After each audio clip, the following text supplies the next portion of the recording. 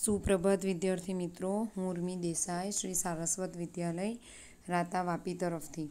मित्रों, આપણે ધોરણ 12ની અંદર પ્રકરણ નંબર 15 જૈવ વિવિધતા અને સંરક્ષણ બાયોડાયવર્સિટી એન્ડ ઇટ્સ કન્ઝર્વેશન વિશે અભ્યાસ કરી રહ્યા છે, જેમાં આપણે ગત વિડીયોની અંદર જોયું કે જૈવ વિવિધતા એટલે શું, જૈવ વિવિધતા સાથે કયા કયા શબ્દો સંકળાયેલા છે, જેમાં આપણે જનીનિક વિવિધતા, જાતિ વિવિધતા, પરિસ્થિતિકીય વિવિધતા વિશે વાતો કરી। જૈવ વિવિધતા એટલે કે જીવાવરણમાં આવેલા જાતીય સ્તરે જ નહીં પરંતુ મોટા અણુઓના સ્તર સુધી જેટલા પણ પ્રકારના અણુઓ આપણને સજીવોની અંદર જોવા મળે અને પૃથ્વી ઉપર જેટલા પણ પ્રકારની જાતિઓ જોવા મળે એ બધાનો સમાવેશ ક્યાં થશે તો કે જૈવ વિવિધતાની અંદર। અને જૈવ વિવિધતાનો અભ્યાસ કરવો હોય તો તમારે જનીન વિવિધતા, જાતિ વિવિધતા અને પરિસ્થિતિકીય વિવિધતાનો પણ અભ્યાસ કરવો પડે। જનીનિક વિવિધતા આપણે કોને કહીશું તો કે જનીનિક વિવિધતા એટલે કે કોઈ એક જાતિ છે અથવા તો કોઈ એક સજીવ છે। ઉદાહરણ તરીકે જનીનિક વિવિધતામાં આપણે જોયું હતું ચોખા,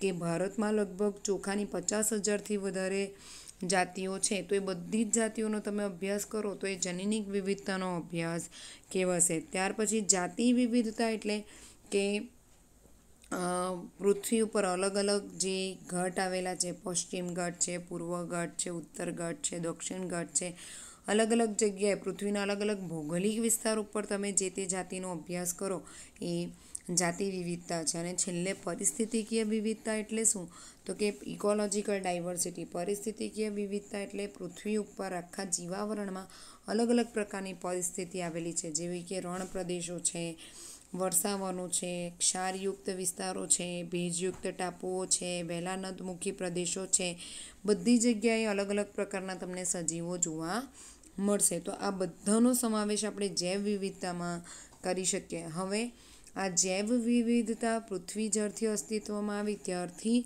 આ જૈવ વિવિધતાનો પણ ઉદ્વિકાસ શરૂ થઈ ગયો હતો અને અત્યાર સુધીમાં તો આપણે ફક્ત 17 કે 18 લાખ જેટલી જાતિઓનો અભ્યાસ કરી શક્યા છે। અને એવું માનવામાં આવે છે કે પૃથ્વી ઉપર 50 લાખથી 5 કરોડ જેટલી જાતિઓ હોઈ શકે છે, અને જેમાંથી આપણે તો હજી ભાગનો જ અભ્યાસ કર્યો, બાકીની બધી જાતિઓ તો બાકી છે અભ્યાસ કરવાની, એ પહેલાં તો એ પૃથ્વી ઉપરથી લુપ્ત થઈ રહી છે। અને લુપ્ત થવાનો આ જ દર જો રહેશે તો કદાચ આવતી 2 સદીમાં આપણે આના કરતાં પણ વધારે પ્રમાણમાં જૈવ વિવિધતાને ખોઈ દેશું।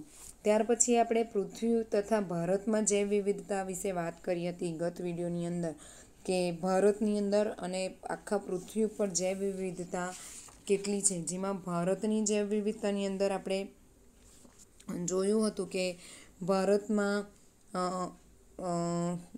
ભારતની અંદર 20થી 50 મિલિયન ભારત લગભગ 2.1% જેટલો વિસ્તાર રોકે છે પૃથ્વી ઉપર, રાઈટ, જમીનનો 2.4 જેટલો વિસ્તાર, અને તેમાં તેની વૈશ્વિક પ્રતિભા જૈવ વિવિધતા માટે 8.1% છે। 8.1 જેટલી તેની પાસે જૈવ વિવિધતા છે, અને આ જૈવ વિવિધતાની અંદર વનસ્પતિ જાતો, પ્રાણી જાતો, આ બધાનો સમાવેશ થયેલો છે, અને આ બધી જાતોનો અભ્યાસ કરવામાં આવે છે। અને લગભગ પૃથ્વી ઉપર 12 જેટલા એવા દેશો છે કે જેની પાસે જૈવ વિવિધતા અઢળક પ્રમાણમાં છે, જેમાં ભારતનો પણ સમાવેશ થાય છે। હવે આજે આપણે આગળ જોઈશું જૈવ વિવિધતાના પ્રતિરૂપો અથવા તો ભાતો, એટલે કે પેટર્ન ઓફ બાયોડાયવર્સિટી એટલે શું તો કે દરેક અલગ અલગ વિસ્તારમાં કઈ કઈ જૈવ વિવિધતાની કઈ કઈ ભાતો જોવા મળે છે એ આપણે જોઈશું। એક સામાન્ય ઉદાહરણ આપું જૈવ વિવિધતાનું, તો આપણે પૃથ્વી ઉપર વાત કરીએ, અલગ અલગ ખંડ છે, અમેરિકા છે, એશિયા છે, અલગ અલગ દેશો છે, અમેરિકા છે, એશિયા છે, ઓસ્ટ્રેલિયા છે, ઇન્ડિયા છે, રાઈટ। તો આ બધા દેશોની અંદર જે મનુષ્યની જાતો છે અલગ અલગ, મતલબ છે એક જ પ્રજાતિ પણ બધાની જાતિઓ અલગ અલગ છે, અને એ કેવી રીતે આવેલા છે તો કે પોતાના અક્ષાંશીય ઢૂળાંશને અનુસાર। અક્ષાંશીય ઢૂળાંશ એટલે લોન્જિટ્યુડનલ ગ્રેડિયન્ટ, પૃથ્વી ઉપર જે સૂર્યપ્રકાશ પડે છે એના કારણે જે અક્ષાંશ રચાય છે, વિષુવવૃત્તીય પ્રદેશ, ધ્રુવીય પ્રદેશ, આવું કંઈક તમે સાંભળી આવ્યા હશો, બરાબર। તો એ અક્ષાંશના આધારે આપણે સજીવોની જૈવ વિવિધતા કેવી રીતે આવેલી હોય એ હવે આપણે જોઈશું। પ્રાણીઓ અને વનસ્પતિઓની વિવિધતા સમગ્ર વિશ્વમાં સમાન નહીં પરંતુ અસમાન વિતરણ દર્શાવે છે। આખા વિશ્વમાં પ્રાણીઓ અને વનસ્પતિઓનું વિતરણ સમાન નથી, કેવું છે, असमान है कि प्राणीओ તેમજ વનસ્પતિઓના ઘણા સમૂહોમાં વિવિધતામાં રસપ્રદ ભાતો મળે છે, જેમાં ખૂબ જ જાણીતી વિવિધતામાં અક્ષાંશીય ક્રમબદ્ધ ઢોળાંશ એટલે કે ઉતાર અને ચઢાવ છે. આખી પૃથ્વી છે, આ પૃથ્વી પર વચ્ચે મધ્ય અક્ષ છે, વિષુવવૃત્ત છે. તો વિષુવવૃત્ત પાસેથી ઉપરની તરફ જતા કે વિષુવવૃત્ત પાસેથી નીચેની તરફ આવતા સજીવોમાં અલગ અલગ ભાત જોવા મળે, અલગ અલગ પ્રકારની જાતિઓ આપણને જોવા મળે. સામાન્યતઃ વિષુવવૃત્ત એટલે કે ભૂમધ્ય રેખાથી, ભૂમધ્ય એટલે વચ્ચે, પૃથ્વીની વચ્ચે આવેલી જે ભૂમધ્ય રેખા છે વિષુવવૃત્ત છે. વિષુવવૃત્તથી ધ્રુવ પ્રદેશ તરફ જઈએ, ઉપરનો ધ્રુવ પ્રદેશ હોય કે નીચેનો ધ્રુવ પ્રદેશ હોય, કોઈ પણ ધ્રુવ પ્રદેશ તરફ જઈએ તેમ તેમ જાતિ વિવિધતા ઘટતી જાય છે. કેમ ઘટતી જાય? તો કે ધ્રુવ પ્રદેશ બરફથી આચ્છાદિત છે એટલે. ફક્ત કેટલાક અપવાદો સાથે વિષુવવૃત્તીય વિસ્તારમાં સમશીતોષ્ણ કે ધ્રુવ પ્રદેશો કરતાં વધારે જાતિ જોવા મળે છે. ધ્રુવ પ્રદેશો અને સમશીતોષ્ણ વિસ્તાર કરતાં વિષુવવૃત્ત પ્રદેશોમાં વધારે સજીવોની જાતિઓ જોવા મળે છે. જેમાં કેટલાક ઉદાહરણ આપેલા છે ને એ તમારે MCQ માટે યાદ રાખવાના રહેશે. વિષુવવૃત્તથી નજીક રહેલા કોલંબિયામાં 1400 જેટલી પક્ષીઓની જાતો છે, જ્યારે 41 ડિગ્રી સેલ્સિયસે 41 ડિગ્રી અક્ષાંશીય ઢોળાંશે ઉત્તરમાં રહેલા ન્યૂયોર્કમાં ફક્ત 105 જેટલી પક્ષીઓની જાતો છે, તથા 71 ડિગ્રી અક્ષાંશ ઢોળાંશે ઉત્તરમાં સ્થિત ગ્રીનલેન્ડમાં ફક્ત 56 પક્ષીઓની જાતો છે. એટલે તમે જોઈ શકો છો કે જેમ જેમ અક્ષાંશ સીમા બદલાય, એકમાં અક્ષાંશ સીમા 41 ડિગ્રી છે, એકમાં 71 ડિગ્રી છે, એક વિષુવવૃત્તથી કોલંબિયા ખૂબ જ નજીક છે, તો તેના આધારે ત્યાં પક્ષીઓની જાતો બદલાય છે. કોલંબિયામાં 1400 જેટલી છે, ન્યૂયોર્કમાં 105 જેટલી પક્ષીની જાતો છે અને ગ્રીનલેન્ડમાં 56 પક્ષીની જાતો છે. ભારત કે જેનો અધિકતમ જમીન વિસ્તાર ઉષ્ણકટિબંધના અક્ષાંશમાં છે, તે 200થી વધારે પક્ષીઓની જાતો ધરાવે છે. ઇક્વાડોર એટલે કે જંગલ છે. ઇક્વાડોર જેવા ઉષ્ણકટિબંધીય વન વિસ્તારમાં વાહક પેશીધારી વનસ્પતિની જાતો યુએસએના મધ્ય પશ્ચિમ જેવા સમશીતોષ્ણ ક્ષેત્રના વન વિસ્તાર કરતાં 10 ગણી વધારે છે. દક્ષિણ અમેરિકામાં એમેઝોનના મોટાભાગના ઉષ્ણકટિબંધીય વર્ષાવનો પૃથ્વી ઉપર સૌથી વધારે જૈવ વિવિધતા ધરાવે છે, અને આ એમેઝોનના જંગલોમાં 40,000 જેટલી વનસ્પતિની જાતો છે, 3,000 જેટલી મત્સ્યની જાતો છે, 1,300 જેટલી પક્ષીઓની જાતો છે, 427 સસ્તનો છે, 427 ઉભયજીવીઓ છે, 378 સરીસૃપો છે અને 1,00,000થી 25,000 જેટલા અપૃષ્ઠવંશી પ્રાણીની જાતો છે. અને વૈજ્ઞાનિકોનું અનુમાન છે કે આ વર્ષાવનોમાં અત્યારે પણ ઓછામાં ઓછી 20 લાખ જેટલી કીટકની જાતિઓનું શોધ અને નામકરણ કે ઓળખ બાકી છે. તો આ અક્ષાંશીય ઢોળાંશના આધારે આપણે જોયું કોલંબિયા, ન્યૂયોર્ક, ગ્રીનલેન્ડમાં કેવી રીતે પક્ષીઓની જાતોમાં વધારો ઘટાડો નોંધાય છે. એવી જ રીતે ભારતની અંદર અને દક્ષિણ અમેરિકામાં જે એમેઝોનના જંગલો છે એમાં આપણે અહીંયા નીચે જોયું. આ જે છે આ બધા આંકડાઓ તમારે MCQ માટે યાદ રાખવાના છે કે દક્ષિણ તરફ આવેલું જે એમેઝોનનું જંગલ છે દક્ષિણ અમેરિકામાં આવેલું, એમાં વનસ્પતિની જાતો કેટલી, મત્સ્યની કેટલી, પક્ષીની કેટલી, સસ્તન, ઉભયજીવી, સરીસૃપ અને અપૃષ્ઠવંશીની જાતો. આ તો એટલી જાતો જેટલી આપણે શોધી છે, ઓળખી છે, અભ્યાસ કર્યો છે. છતાં પણ વૈજ્ઞાનિકો હજી એવું માને છે કે એમેઝોનના જંગલમાં તો હજી પણ 20 લાખ જેટલી જાતો બાકી છે જે આપણે ઓળખી શક્યા નથી. વિષુવવૃત્તીય વિસ્તારમાં એવું શું વિશેષ છે કે તેમની સૌથી વધારે વિવિધતા માટે તે કારણભૂત છે? વિષુવવૃત્તીય વિસ્તારમાં એવું શું આવેલું કે સૌથી વધારે પ્રાણીઓની જાતો વિષુવવૃત્ત વિસ્તારમાં આવેલી? તો કે પરિસ્થિતિવિદો તથા ઉદ્વિકાસીય જીવશાસ્ત્રીઓએ ઘણી પરિકલ્પનાઓ પ્રસ્થાપિત કરી છે. કેમ વિષુવવૃત્તીય પ્રદેશમાં જાતિઓની સંખ્યા વધારે છે? તો કે પરિસ્થિતિવિદો અને ઉદ્વિકાસ શાસ્ત્રીઓ એ લોકોની સંકલ્પના એટલે કે અલગ અલગ પ્રકારની થિયરી, હાઇપોથિસિસ આપી છે સમજાવવા માટે, જેમાંથી કેટલીક મહત્ત્વની છે. અને એમાં પહેલી છે જાતિ ઉદ્ભવ.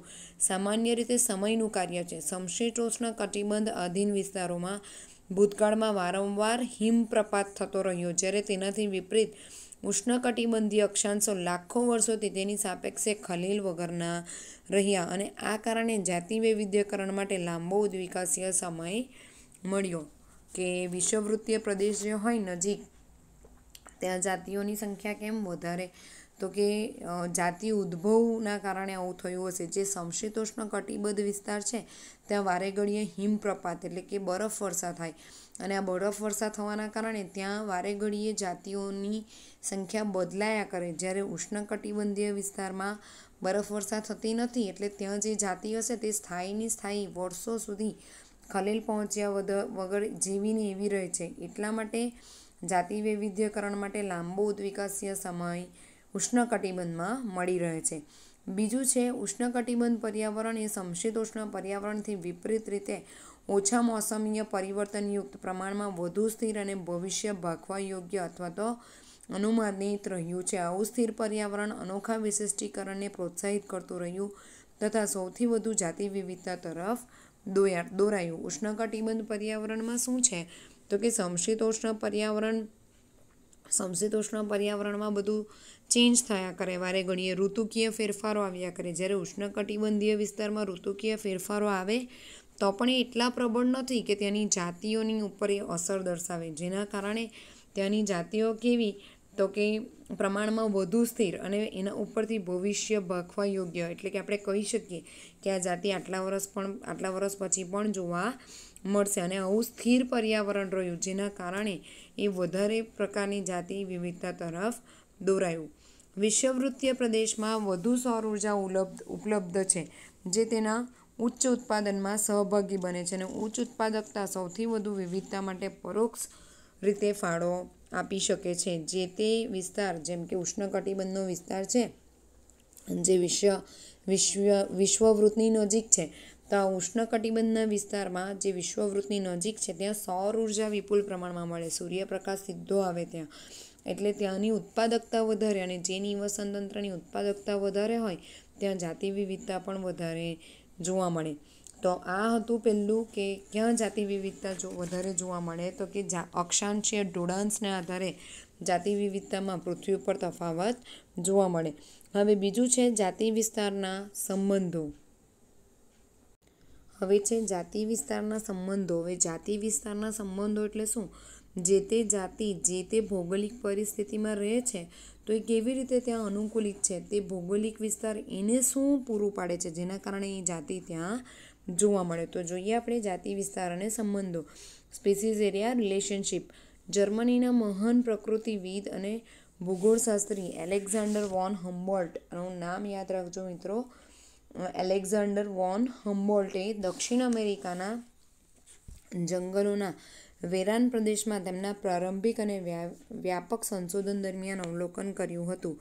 શોધખોળ વિસ્તારમાં વધારો કરવા સાથે કોઈ પ્રદેશની જાતિ સમૃદ્ધિમાં વધારો થાય છે, પરંતુ માત્ર અમુક મર્યાદા સુધી જ. હકીકતમાં વર્ગકો એટલે કે આવૃત બીજધારી વનસ્પતિઓ, પક્ષીઓ, ચામાચીડિયા, મીઠા જળની માછલી. વર્ગકો એટલે કોણ? તો કે એવા સજીવોનો સમૂહ જેને આપણે વર્ગકો એવું કહીએ છીએ. આ વર્ગકો ની વ્યાપક વિવિધતા માટે જાતિ સમૃદ્ધિ અને વિસ્તાર વચ્ચેનો સંબંધ એક લંબચોરસ અતિવલય એટલે કે રેક્ટેન્ગ્યુલર હાઇપરબોલા વળાંકમાં જોવા મળે છે. કોઈપણ જાતિ જે તે ભૌગોલિક વિસ્તારમાં કેમ પોતાનું સ્થાન ટકાવી શકી, કેમ એ ત્યાંના ભૌગોલિક વિસ્તાર સાથે સંબંધિત છે, તો કે એનો ભૌગોલિક વિસ્તાર અને ત્યાંની કોઈપણ ભૌગોલિક વિસ્તાર અને એની જાતિ સમૃદ્ધિ વચ્ચેનો જો આપણે આલેખ દર્શાવીએ તો એ લંબચોરસ અતિવલય એટલે કે રેક્ટેન્ગ્યુલર હાઇપરબોલા વળાંકમાં જોવા મળે છે. આપણે એને જોઈશું એટલે તમને સમજાશે. લઘુગુણક માપ પર આ સંબંધ નીચેના સમીકરણ દ્વારા વર્ણવવામાં આવે છે. log s = log c + z log a. s એટલે કે જાતિ સમૃદ્ધિ જે આપણે ગણવાના છીએ જે તે વિસ્તારની અંદર. log a એટલે કે તે વિસ્તાર, z એટલે રેખાનો ઢળ અને c એટલે આંતછેદ. પરિસ્થિતિવિદોએ શોધ્યું કે z રેખાનું મૂલ્ય 0.1 થી 0.2 વચ્ચેની ક્ષેત્ર મર્યાદામાં હોય છે.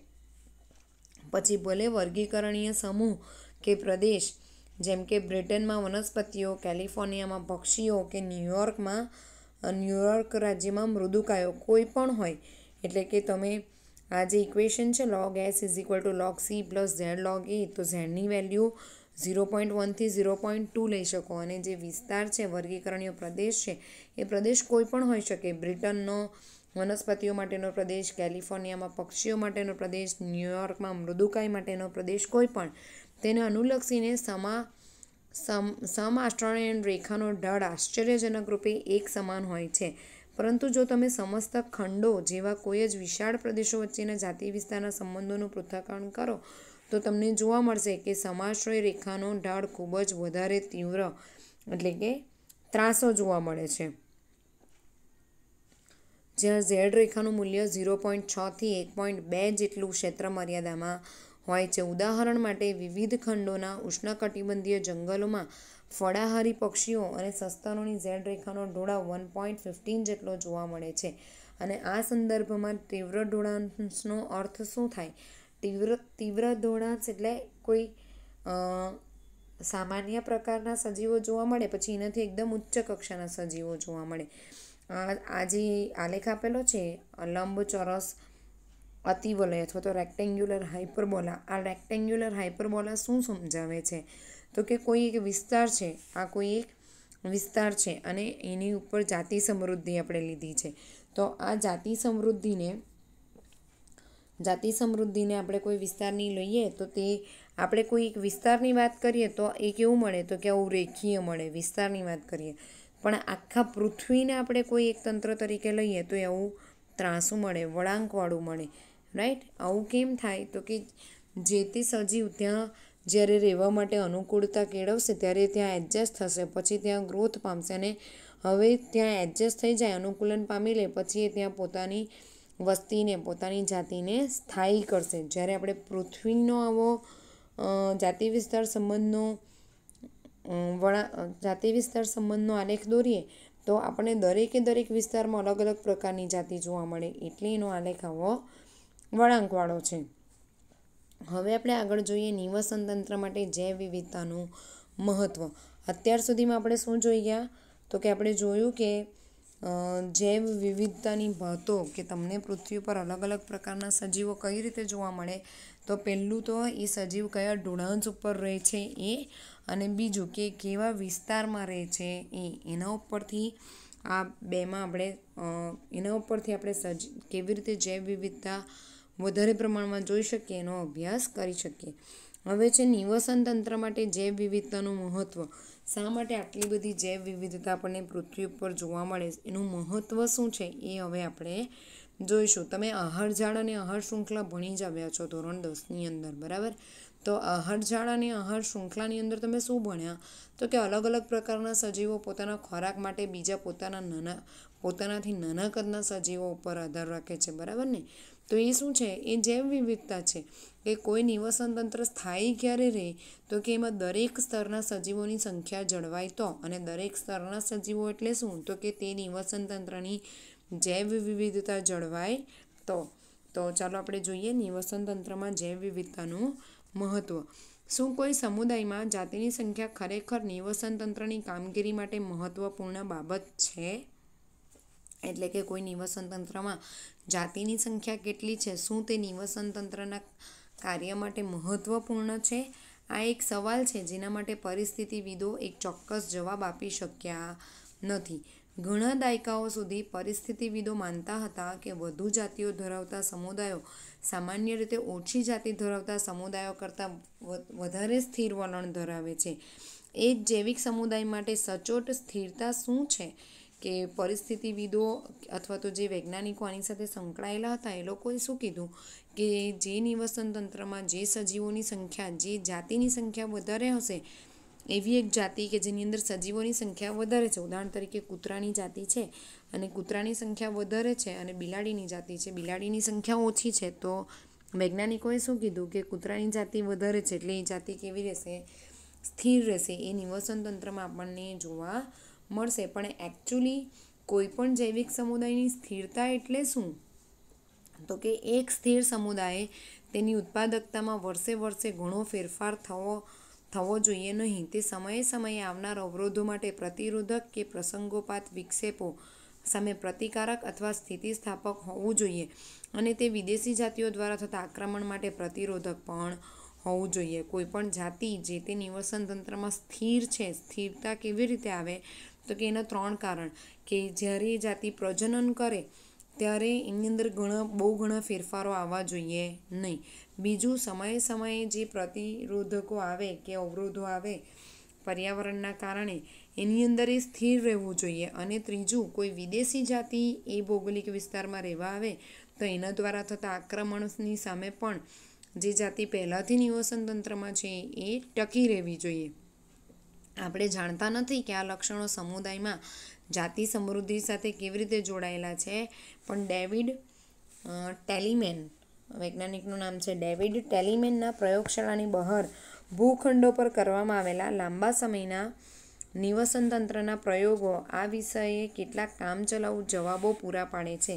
ટિલમેનને જોવા મળ્યું કે વધુ જાતિઓ ધરાવતા ભૂખંડોએ કુલ જૈવભારમાં વર્ષે વર્ષે ઓછો ફેરફાર દર્શાવતા હતા, એટલે કે ઓછી વિવિધતા દર્શાવતા હતા. અને તેઓએ તેમના પ્રયોગમાં એ પણ દર્શાવ્યું કે વધતી જતી વિવિધતાએ તેની ઉચ્ચ ઉત્પાદકતામાં ફાળો આપ્યો હતો.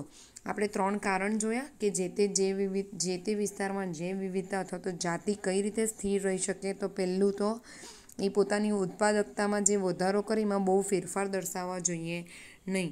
બીજું, આપણે જોયું કે જે તે પર્યાવરણીય બદલાવો આવે એની સામે પણ એ પ્રતિરોધક હોવું જોઈએ, પોતાને ટકાવી શકે એવું હોવું જોઈએ. અને ત્રીજું કે કોઈ આક્રમક જાતિ એના ભૌગોલિક વિસ્તારમાં આવી જાય તો એની સામે પણ એ ટકી રહે એવું હોવું જોઈએ. હવે આ કઈ રીતે નિવસન તંત્ર સાથે સંકળાયેલું છે તો એનો અભ્યાસ કરવા માટે ટિલમેન નામના વૈજ્ઞાનિકે, ડેવિડ ટિલમેન નામના વૈજ્ઞાનિકેની પ્રયોગશાળાની બહાર જમીન ઉપર ભૂખંડો ઉપર આ જૈવ વિવિધતાનો અભ્યાસ કર્યો અને એણે જોયું કે એવા ભૂખંડો કે જ્યાં જાતિઓ વધારે પ્રમાણમાં જાતિઓ હતી તે ઓછો ફેરફાર દર્શાવે, એટલે કે ઓછી વિવિધતા દર્શાવે. અને વધતી જતી વિવિધતા એ ઉચ્ચ ઉત્પાદકતામાં ફાળો આપે છે. તેમ છતાં આપણે સંપૂર્ણપણે જાણતા નથી કે જાતિ સમૃદ્ધિ કેવી રીતે નિવસન તંત્રને સારું કે તંદુરસ્ત બનાવી રાખવામાં સહયોગ આપે છે. આપણે આપણા ખ્યાલ કે સમજણ પૂરતું જાણીએ છીએ કે સમૃદ્ધ જૈવ વિવિધતા એ ફક્ત નિવસન તંત્રની તંદુરસ્તી માટે આવશ્યક નથી, પરંતુ આ ગ્રહ પર માનવ જાતિના લાંબા અસ્તિત્વ કે જીવન ટકાવી રાખવા માટે પણ અનિવાર્ય છે. જે તે નિવસન તંત્રમાં જે તે સજીવો વચ્ચે જાતિ વિવિધતા હોવી જ જોઈએ. આ મનુષ્યના એટલે કે આપણા અસ્તિત્વ ટકાવી રાખવા માટે પણ જવાબદાર છે. કેમ તો કે આપણે આ બધી જાતિઓ સાથે આંતર સંબંધો કેળવેલા છે. આપણે પ્રાણીઓ ઉપર આધાર રાખીએ છીએ, મત્સ્યો ઉપર આધાર રાખીએ છીએ, વનસ્પતિ ઉપર આધાર રાખીએ છીએ ખોરાક માટે, આપણી ઉર્જા માટે. તો એ બધા વચ્ચે જો વિવિધતા જળવાયેલી રહેશે તો આપણને પૂરતા પ્રમાણમાં આપણો ખોરાક મળતો રહેશે ને તો આપણું પણ અસ્તિત્વ પૃથ્વી ઉપર જળવાયેલું રહેશે. આ સમયે જ્યારે આપણે એકદમ ઘટતા જતા દરની ગતિએ જાતિઓ ગુમાવી રહ્યા છે ત્યારે કોઈ કદાચ પૂછે કે જો કેટલીક જાતિઓ લુપ્ત થઈ જાય તો શું આપણા માટે આ ખરેખર મહત્ત્વની બાબત છે કે અમુક જે જાતિઓ છે એ જો પૃથ્વી ઉપર હંમેશા માટે લુપ્ત જ થઈ ગઈ તો શું ખરેખર એક વિચારવા જેવી બાબત છે? શું એ આપણા માટે મહત્ત્વની છે? જો પશ્ચિમ ઘાટના વૃક્ષો ઉપર જોવા મળતી દેડકાની એક જાત હંમેશા માટે લુપ્ત થઈ જાય તો શું પશ્ચિમ ઘાટના નિવસન તંત્રો ઓછા ક્રિયાશીલ બની જશે? જો પૃથ્વી પર કીડીઓની 20,000 જાતિઓને બદલે આપણી પાસે માત્ર 15,000 જાતિઓ જ રહે તો ત્યારે કહો કે આપણા જીવનની ગુણવત્તા પર કઈ રીતે અસર કરે? તો કે એ આહારજાળ અને આહાર શૃંખલા સાથે સંકળાયેલા છે. પશ્ચિમ ઘાટના નિવસન તંત્રમાં જે કીડીઓની જાતની આપણે વાત કરી, દેડકાની જાતની આપણે અહીંયા ઉદાહરણ જોયું, એ કોઈક ને કોઈક રીતે તો સંકળાયેલા જ છે નિવસન તંત્રમાં આહારજાળ અને આહાર શૃંખલા સાથે, કે એ આપણા અસ્તિત્વ પર કે આપણા જીવનની ગુણવત્તા પર અસર દર્શાવશે પણ ત્વરિત અસર દર્શાવશે નહીં. આ જે દેડકો કે આ જે કીડીની જાતિ લુપ્ત થઈ ગઈ એના ઉપર આધાર રાખતા સજીવો હશે, તે સજીવો ઉપર આધાર રાખતા બીજા સજીવો હશે. તો પ્રાથમિક કક્ષાના સજીવોની સંખ્યા જો ઓછી થઈ ગઈ તો એનાથી ઉપરની કક્ષાના સજીવોને પોષણ પૂરતા પ્રમાણમાં મળશે નહીં, એટલે એમની સંખ્યા ધીરે ધીરે ઓછી જશે, ધીરે ધીરે તેઓ લુપ્ત થશે. એના ઉપર નભતા ઉચ્ચ કક્ષાના જે સજીવો છે તેની સંખ્યા જાતિઓ ધીરે ધીરે લુપ્ત થશે. આમ આ જે જાતિઓ લુપ્ત થઈ રહી છે એ ભલે આપણા ઉપર ત્વરિત અસર નથી દર્શાવતી મનુષ્યના અસ્તિત્વ ઉપર, પણ ભવિષ્યની અંદર આ આહાર જાળ અને આહાર શૃંખલા વિક્ષેપિત થવાના કારણે એ ચોક્કસ મનુષ્યના અસ્તિત્વ પર અસર દર્શાવશે. આવા સરળ પ્રશ્નનો કોઈ સીધો જવાબ નથી કે કઈ રીતે આ જૈવ વિવિધતા જો લુપ્ત થઈ જાય તો એ આપણને અસર કરે, એનો કોઈ સરળ સીધો જવાબ નથી. પરંતુ સ્ટેનફોર્ડના પરિસ્થિતિવિદ પોલ એહરલિચ, સાયન્ટિસ્ટનું નામ છે પોલ અર્લિચ, એકચ્યુઅલી અર્લિચ કહેવાય પણ ગુજરાતીમાં એહરલિચ લખ્યું છે, દ્વારા ઉપયોગ કરવામાં આવેલી સાદ્રશ્યતા ધી રિવેટ પોપર પૂર્વધારણા. સાદ્રશ્યતા એટલે કે એમણે જે હાઇપોથિસિસ આપેલું એને નામ આપેલું છે રિવેટ પોપર હાઇપોથિસિસ દ્વારા આપણે યોગ્ય વિચાર કે પરિપ્રેક્ષ્ય વિકસિત કરી શકીએ છીએ. એક ઉદાહરણ આપેલું છે વિમાનનું. આ ઉદાહરણ સમજીએ એટલે કદાચ આપણને સમજાઈ જાય કે નિવસન તંત્રની જૈવ વિવિધતા આપણા માટે કેટલી અગત્યની છે. એક વિમાન જેમાં નિવસન તંત્ર એક વાયુયાન છે કે જેમાં આપણે બધા જ મુસાફરો છે, એટલે કે બધા જ સજીવો, પૃથ્વી એક વિમાન છે એવું વિચારો અને એની અંદર રહેલા આપણે બધા જ શું છે એની અંદર સવારી કરતા મુસાફરો છે. અને આ બધા જ ભાગોને 1000 ખીલીઓના ઉપયોગ દ્વારા એકસાથે જોડવામાં આવેલા છે. વિમાનની અંદર જે બધા મુસાફરો છે એ બધા જ મુસાફરોને વિમાન સાથે જોડવામાં આવેલા છે. તો એવી જ રીતે આપણે બધા પૃથ્વી ઉપર કંઈક ને કંઈક સાંકળ દ્વારા એકબીજા સાથે સંકળાયેલા છે. જો વિમાનના દરેક મુસાફરો તેમાં જડેલી એક એક ખીલી ખોલીને તેમના ઘરે લઈ જવાનું શરૂ કરે તો શું થાય? એટલે કે નિવસન તંત્રમાં રહેલી બધી જાતિ એક એક વારાફરતી, પૃથ્વી ઉપર રહેલી બધી જાતિ વારાફરતી એક લુપ્ત થઈ જાય તો શું થાય? તો શરૂઆતમાં તો વિમાનની સુરક્ષાને અસર થશે નહીં, એટલે કે નિવસન તંત્રને અને આપણા અસ્તિત્વને અસર થશે નહીં. પરંતુ જો વધુને વધુ ખીલીઓ ખોલી લેવામાં કે દૂર કરવામાં આવે તો વધુને વધુ જાતિઓ લુપ્ત થઈ જાય કે નાશ પામે તો શું થાય? તો કે વિમાન જોખમી રીતે ભાંગી પડશે, એટલે કે નિવસન તંત્ર પણ ભાંગી પડશે અને આપણું અસ્તિત્વ જોખમાશે. સાથે સાથે એ પણ મહત્ત્વનું છે કે કયો રિવેટ કાઢી નાખવામાં આવ્યો. રિવેટ એટલે કે કઈ ખીલી કાઢી છે એ પણ અસર કરે છે. તે પણ નિર્ણાયક કે અંતિમ જોખમી હોઈ શકે. જેમ વિમાનમાંથી તમે કઈ ખીલી કાઢો છો એના આધારે વિમાન સ્થિર રહેશે કે નહીં એ નક્કી થાય, તેમ નિવસન તંત્રમાંથી કઈ જાતિ લુપ્ત થઈ ગઈ એના ઉપર પણ આધાર રાખે કે નિવસન તંત્ર ક્યાં સુધી અસ્તિત્વ ટકાવી શકશે. એ જલ્દીથી ભાંગી પડશે એ સજીવો. જો કોઈ અગત્યની ખીલી કે અગત્યની જાતિ જો નિવસન તંત્રમાંથી લુપ્ત થઈ ગઈ તો એ નિવસન તંત્રની કામગીરીની અંદર દખલ પહોંચાડશે જ, અને જેના કારણે નિવસન તંત્ર કાર્ય કરી શકશે નહીં. હવે વિમાનની અંદરની બાજુએ બેઠકો કે બારીઓ પરના થોડા રિવેટ્સની નુકસાની કરતાં તેની પાંખો પર રહેલા રિવેટ્સની ખોટ કે નુકસાનીથી દેખીતી રીતે વિમાનને સલામતી માટે ગંભીર જોખમ છે. વિમાનની પાંખોના રિવેટ્સની અહીં નિવસન તંત્રની મુખ્ય જાતિઓ સાથે તુલના કરવામાં આવે છે. જે રીતે મેં તમને કીધું કે નિવસન તંત્રની જો મુખ્ય જાતિઓ જ લુપ્ત થઈ જાય તો નિવસન તંત્રના કામગીરીને અસર થશે. જેવી રીતે વિમાનમાં પણ જો બારી સાથે પાંખ જોડેલીઓ છે ત્યાંથી જો રિવેટ દૂર કરવામાં આવે, ખીલી દૂર કરવામાં આવે તો શું થાય? એ વિમાન ભાંગી પડશે. એટલે મિત્રો આજે આ પ્રકરણમાં આપણે શું સમજ્યા? તો આપણે આ પ્રકરણમાં જૈવ વિવિધતાની ભાતો જોઈ કે દરેક વિસ્તારમાં જૈવ વિવિધતા કઈ રીતે અલગ અલગ હોઈ શકે. તો કે અક્ષાંશીય ઢોળાંશ અને જાતિ વિસ્તારના સંબંધોના આધારે જૈવ વિવિધતા જુદી જુદી હોઈ શકે, અને નિવસન તંત્ર માટે જૈવ વિવિધતાનું શું મહત્ત્વ છે એ પણ આપણે ખૂબ જ સારી રીતે સમજ્યા. એનો કોઈ સચોટ જવાબ નથી, પણ દરેક જાતિ એકબીજા સાથે સંકળાયેલી છે અને નિવસન તંત્રની કામગીરી ઉપર અસર દર્શાવે છે. તો મિત્રો આ પ્રકરણ વાંચતા રહેજો અને વિડીયો સાંભળતા રહેજો. થોડું સમય માંગી લે એવું પ્રકરણ છે, એટલે થોડું ધ્યાનથી વાંચજો જેથી તમને પ્રકરણમાં સમજાય. ત્યાં સુધી મળીશું ફરી પાછા નેક્સ્ટ વિડીયોની અંદર આ જ ચેપ્ટર સાથે. આવજો મિત્રો. જય શ્રી કૃષ્ણ.